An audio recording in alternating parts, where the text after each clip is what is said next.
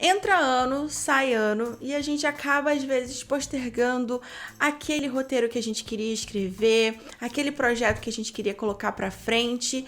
A gente acaba sempre deixando pra depois, porque a gente fica com aquela pergunta: como que eu vou escrever sem ter tempo? Se você é esse tipo de pessoa que vive sem tempo, fica comigo até o final desse vídeo pra gente tentar entender aí algum tipo de organização que você pode fazer, principalmente pensando no ano que vem, pra você escrever mais e você aproveitar seu tempo melhor.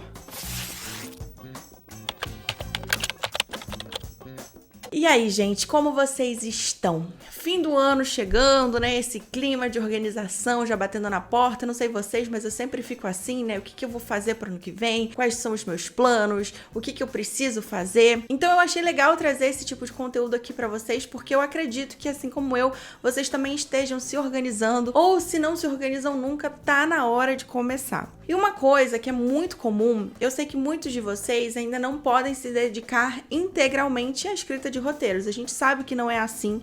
No começo a gente precisa escrever roteiro, os nossos projetos, e a gente precisa trabalhar em alguma outra coisa, ou então a gente precisa estudar, a gente faz faculdade, enfim. E aí, o que acontece? A gente acaba deixando que outras coisas entrem na nossa rotina e acaba sobrando pouquíssimo tempo ou nenhum tempo para escrever. E eu tô falando isso por experiência própria, porque eu já fui muito essa pessoa. Eu era uma pessoa que não tinha nenhum tipo de organização e eu acabava falando assim: ai, mas eu não tenho tempo. Atualmente eu acabo tendo pouco tempo para os meus próprios projetos, porque eu faço muitos roteiros para produtoras, para outros projetos, né? Além dos meus projetos. Então, eu vou dividir aqui com vocês algumas coisas que eu aprendi no meio do caminho. E também é importante falar isso, gente, porque muitas pessoas acham que para você se tornar um roteirista, para você escrever um projeto, você precisa escrever e se dedicar a ele 10 horas por dia. Se você não tem 10 horas por dia para sentar e ficar lá escrevendo seu roteiro, você não pode ser roteirista. Gente, isso é um mito, tá? Se você se organizar, você consegue, de fato, se tornar um roteirista, se dedicar àquilo, mesmo tendo um pouco tempo por dia. Mas o importante aqui para esse vídeo é que você se organize para ter um tempo, mesmo que seja mínimo. Vamos tentar entender como isso funciona? A primeira coisa, gente, é muito óbvia, mas a gente sempre peca nisso, que é definir um prazo, se possível com antecedência. Agora que a gente está terminando o ano, a gente consegue olhar para trás nesse ano e entender mais ou menos o que acontece, né? A gente sabe quando rota acontece, mais ou menos, pode mudar, mas a gente geralmente sabe quando acontece, que é no começo do ano. A gente sabe quando as rodadas costumam acontecer, quando que os festivais costumam acontecer. Então é muito importante que você faça um planejamento com antecedência, ou seja, se você já pode sentar agora e olhar para o seu próximo ano, entendendo o que você vai precisar fazer, é melhor. Um grande erro dos roteiristas, assim, que eu vejo, e meu, sempre foi um erro meu, tá, gente? Um grande problema na nossa vida sempre foi deixar pra última hora. Geralmente, muitas pessoas mandam no final do prazo. Isso é péssimo, porque a pessoa que tá lendo, ela vai ter um volume muito maior pra ler. Ela vai ter menos tempo pra ler muita coisa do que ela teria lá no começo, quando ainda chegam poucas coisas. Então, faça um planejamento para que você consiga terminar antes do prazo dado, do começo do prazo, se possível, assim. Poxa, o ideal seria abrir um concurso, abrir alguma coisa que você não passe o prazo desse concurso escrevendo o que você tem que escrever. Faça um planejamento para que você possa, com folga, ir escrevendo aos poucos. Então é importante que você olhe para o ano que vem a partir de agora, tá? Isso vai ser a melhor coisa que você vai fazer na sua vida. Você vai olhar cada dia, beleza, eu tenho um pouquinho aqui, e aí você vai ver que você não vai ficar desesperado para quando as coisas acontecerem. Então, mesmo que seja um projeto pessoal, né, se dê o prazo com base no que você viu esse ano. Então, faça um planejamento de longo prazo para os seus projetos e coloque de fato um prazo. Isso é muito importante, gente. Parece óbvio, mas é muito negligenciado. Então, esse é geralmente o primeiro problema que a gente tem para se organizar. Vocês precisam entender qual é o fluxo da sua semana? Quanto tempo que eu levo para fazer cada coisa? Eu ainda não sei quanto tempo eu levo para fazer cada coisa. Então começa a anotar. Esse aqui foi meu planner de 2021, né? Você vê que eu uso bastante esse planner. Por quê? Porque eu não sei mais viver sem isso.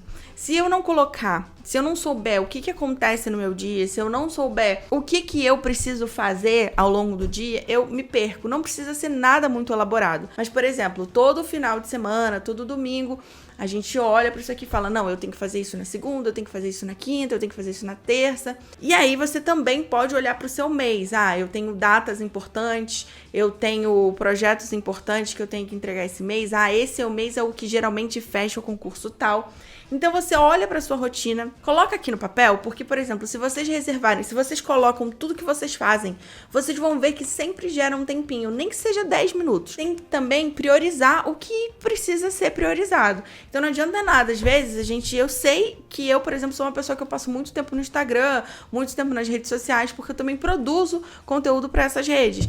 Mas às vezes eu percebi, cara, eu tô comendo o tempo aqui que eu poderia estar fazendo outra coisa, eu trabalho, né? Além dos meus projetos pessoais, eu trabalho de fato com roteiro, eu tenho coisas para entregar. Então eu posso diminuir um pouquinho desse meu tempo de rede social para poder me dedicar à escrita de um projeto meu. Então isso é muito importante. Você precisa entender o seu dia para aí sim você inserir a sua escrita, tá? Aí você vai ver, por exemplo, sobrou 1 hora. Beleza, usa essa 1 hora, tá? Mas antes de você inserir a sua escrita, também não adianta a gente fazer assim, eu tenho 1 hora e aí eu vou sentar e vou ficar olhando para a página em branco e vou escrever. Não. Aí a gente vem pro nosso terceiro passo, que é: você precisa planejar a sua escrita. Não adianta de nada, na minha visão, tá? Pode ser que para alguém funcione. Mas para mim, não funciona eu ter 1 hora se essa 1 hora não for direcionada.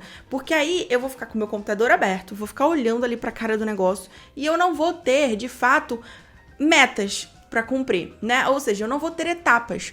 Sabe assim, aquela coisa de, cara, você tem que construir um castelo. Quando você olha pro castelo que você tem que construir, aquilo ali assusta. Então o ideal é a gente pensar, beleza, hoje eu vou construir essa parede aqui, vou erguer essa parede. Hoje eu vou colocar 10 tijolos. Porque aí, no tempo que você estipular, volta lá para a questão do prazo, a gente vai ter o castelo. Mas primeiro você precisa focar de tijolo em tijolo, tá bom? Então, o que eu quero dizer quando eu digo que é bom você planejar a sua escrita? Uma coisa que ajuda muito é não pular etapas de escrita. Por exemplo, tem muita gente que gosta de já abrir, hoje eu vou escrever essa cena, hoje eu vou... Cara, faz as etapas mesmo. Poxa, hoje eu vou escrever a minha sinopse. Hoje eu vou escrever essa sinopse. Não, hoje eu vou trabalhar no meu argumento. Eu tenho 1 semana para trabalhar no meu argumento. Beleza. Agora eu vou abrir a escaleta. E aí você vai fazendo passo a passo. Faz um cronograma para você. É importante também você ter a malemolência de entender, poxa, não consegui cumprir esse cronograma. Tudo bem, tá? Eu vejo que às vezes a gente fica com um relacionamento tóxico com a nossa escrita, porque às vezes as coisas não saem como a gente definiu em um cronograma e tá tudo bem. Voltando para a questão do prazo, é legal então você pensar num prazo que seja um pouquinho além, que já preencha, sabe? Que já pense, olha, eu vou estender esse prazo já vai contar com os possíveis deadlines que eu não consiga cumprir. Então a gente vai ter sempre um tempinho ali de sobra pra gente conseguir colocar isso pra frente. Isso é uma possibilidade, tá, gente? Então, assim, o que eu fazia antes quando eu queria escrever? Eu abria o meu computador e eu queria escrever o roteiro lá atrás. E olha que cagada que eu faço. Porque, por exemplo, se eu tivesse uma escaleta antes de começar a escrever, se eu tivesse planejado, se eu tivesse uma sinopse, seria muito mais fácil abrir cena. Beleza, hoje eu vou escrever a cena tal.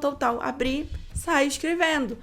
É muito mais fácil. Então, o que a gente tem que fazer, né? Na minha visão. Vocês precisam, retomando alguns pontos, estabelecer um prazo coerente, tá? Não adianta você falar assim, eu vou escrever um roteiro até amanhã de 90 páginas. Isso não é legal, isso não é saudável, e isso pode te desestimular, tá? Então você vai falar assim, janeiro, fevereiro do ano que vem eu quero ter isso pronto. O que eu posso fazer então? Vou pegar, aí vem o passo 2, vou olhar pro meu dia, pra minha... O que eu faço no meu dia? Qual é o tempo que eu tenho para escrever? Nisso, eu sabendo quanto tempo eu tenho, eu vou planejar de fato, né? Aí você tem que tirar um tempinho num dia, planejar essa sua escrita. Não, primeiro eu vou pensar nisso aqui primeiro, depois nisso aqui primeiro, depois nisso aqui primeiro. Faz esse cronograma de uma forma que cada degrau, que cada tijolinho que você coloca, faz sentido com o tempo que você tem no seu dia. Entende?